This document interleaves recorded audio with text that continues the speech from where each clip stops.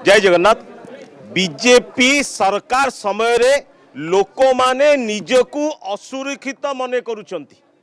आज परिलिखित पिपिली रे आपण देखुथिबे जो दुष्कर्म करा जायछि। खाली पिपिली रे दुष्कर्म एनएसी रे नुहे, या पूर्वरु मध्य 11 वर्षीय बयसर गोटे कुनी शिशु सहित जहा होइतला आपण माने देखिचंती। 9 वर्षर गोटे बालिका सहित जो प्रेग्नेंट करा जायतला आपण माने देखिचंती। आज ए बीजेपी सरकार रे समस्ते असुरक्षित मने करुचंती।